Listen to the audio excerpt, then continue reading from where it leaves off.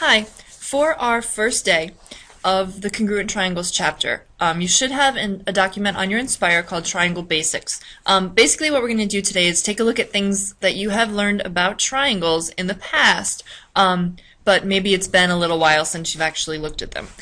So we're going to start off by figuring out how to name triangles, talk about a couple of theorems, like what do the angles inside add up to and outside add up to, that kind of thing.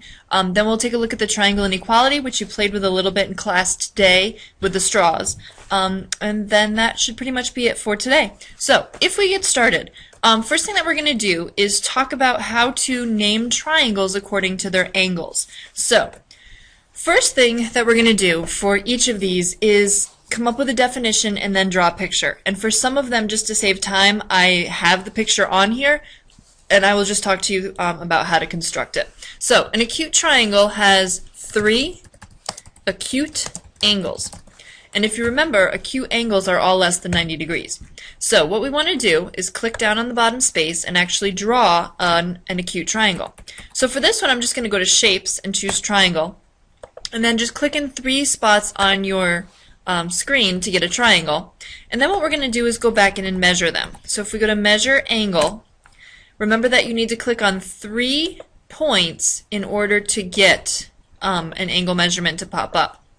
Now, once you've measured all 3 angles inside that triangle, what you can do then is hit Escape and take a look and see if it is an acute triangle. Well, I have an angle right here that's a little bit more than 90, so that's not an acute angle. So what I'm going to do is grab that point and move it so that it ends up being less than 90.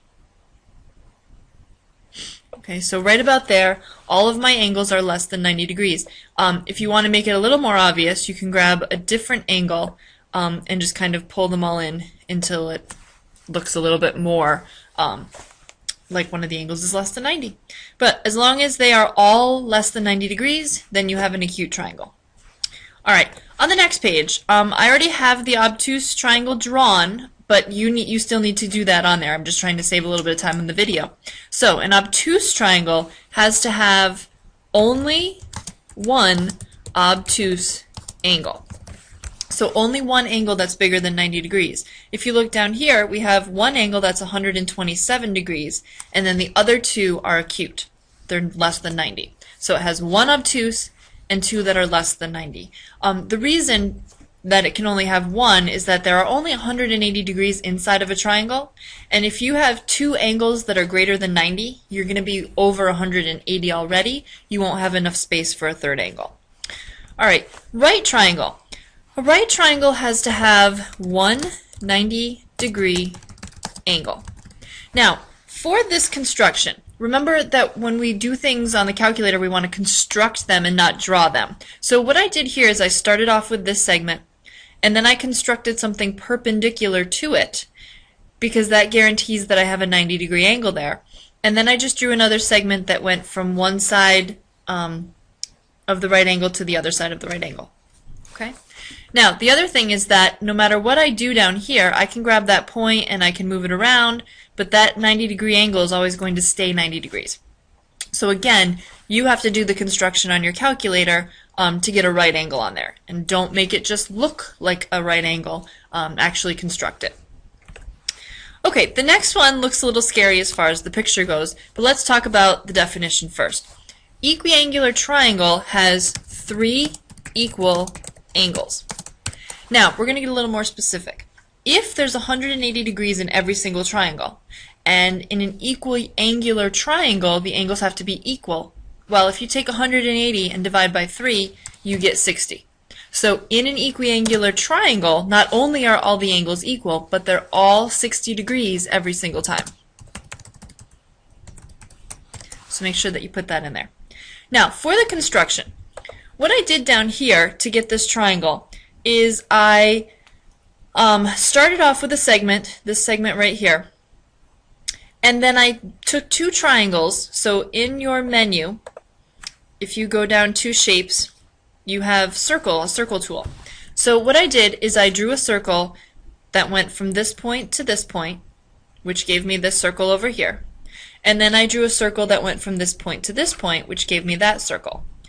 The reason I did that was because now this point up here is the same distance away from both of those other 2 points, so that would be how to construct an equiangular triangle. So again, on your calculator, what I want you to do is actually try to construct the equiangular triangle.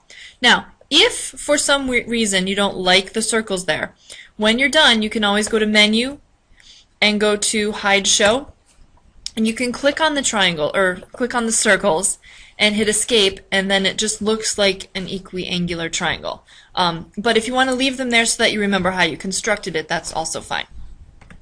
Alright, next thing we're going to do is classify triangles by sides. So every single one of the triangles that we looked at in the last section, we named them according to their angles, and we measured their angles. Now we're going to take a look at the sides. A scalene triangle has no equal sides. And so again, down below, I just drew a triangle and measured the sides. When you measure the sides, you want to measure length, and you want to go from point to point. So just to kind of review that, you want to go to Menu, go to Measurement, Length, and then click on one point, go to the next point, and that will give you the length of that side. Alright, an isosceles triangle has 2 equal sides. Now, if you look down below for the construction, I started off with this segment on the bottom, and then I constructed a perpendicular bisector, which is this line right here. This line right here goes right through the middle of that bottom segment, so if I put a point somewhere on that perpendicular bisector and connect it down to my segment, those 2 sides that come down from any point are going to be the same. If I grab that point and I move it, no matter what I do to that point, as long as it's on that line, those 2 sides stay the same. So it's a good construction. It doesn't just look good, it's something that's actually constructed. So again, what you want to do is construct an isosceles triangle.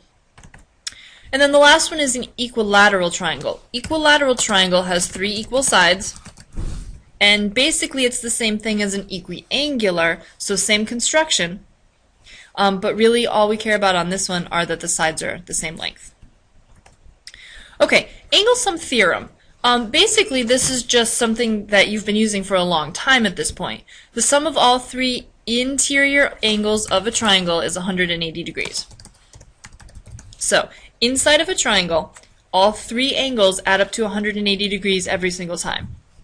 If you don't believe me, you can go back to any of the angles that we measured in the first section and see that all of those will add up to 180 inside the triangle every single time. You can also do it on this page. You can measure the 3 angles and just see if they add up to 180. Okay, exterior angles.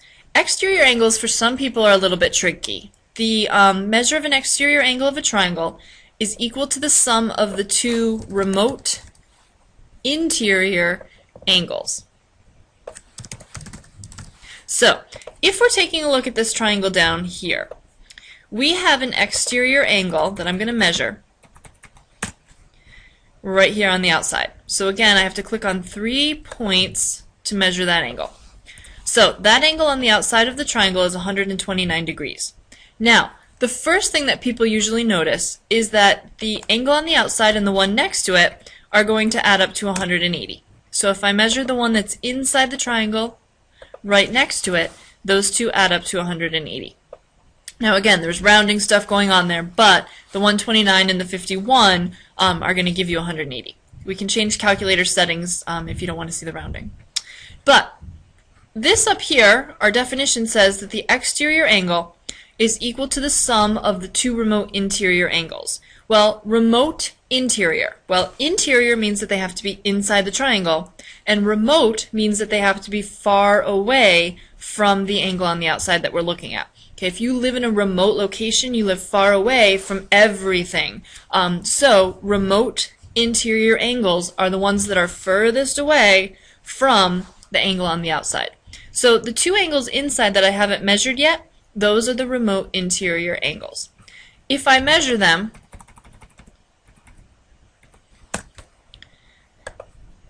they should add up to 129 degrees. Okay, so again, there's rounding there, but basically if you take the two remote interior angles and you add them up, you're going to get something pretty close to the 129, and if there's no rounding, it will be exactly 129. Alright, the next thing that I want to take a look at is all of the exterior angles, not just one. If I, whoops, it escaped. If I click on the bottom part of my screen and I go to Menu and Points and Lines, what I'm going to do is extend each one of the sides of the triangle. So I'm going to start here, go through that point, and extend it out.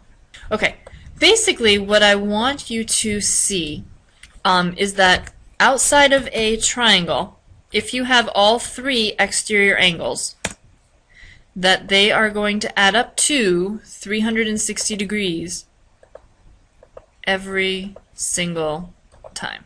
So what I have on there are my three exterior angles. If you add those up, you'll see that the three exterior angles of a triangle add up to 360 degrees. Okay, triangle inequality. This is what we took a look at today in class. To make a triangle, the sum of any two of the two smaller sides, must be greater than the third side. So if you're trying to figure out if something will make a triangle, you take the two short sides, add them together, and if that sum is bigger than the third side, then they will make a triangle. If it's equal to or less than, then they won't make a triangle. To get the third side, what you do, if they give you two sides and ask you what the third side could be, you add the two sides and subtract the two sides, and your third side will be between those two numbers. Okay.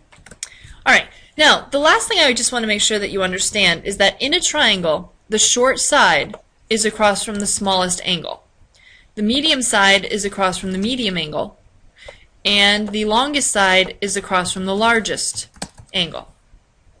So what happens sometimes is you'll be asked to put the sides of a triangle or the angles of a triangle in order from least to greatest or greatest to least, depending on the question. So on the next page we want to list the angles in order from least to greatest. To do this, if we want to start with the smallest angle, we have to find the shortest side. And since RS is the shortest side, the smallest angle is going to be angle T. So our shortest angle is angle T. Our medium angle is the one across from the medium side. So if TS is the medium side, angle R would be the medium angle. And if TR is the longest side, then angle S would be the biggest angle. Alright, same thing with putting sides in order. What you want to do to find the shortest side is find the smallest angle. So if T is the smallest angle, then that means RS would be the shortest side. And then we look at the medium angle. Well, angle R is the medium angle, so ST would be the medium side. And 72.8, angle S, is the biggest angle, so RT would be the longest side. Okay, so that's it for today. Again, hopefully there isn't a ton of stuff that's new in this section, but basically just a bunch of reminders about triangles. So that's it for today.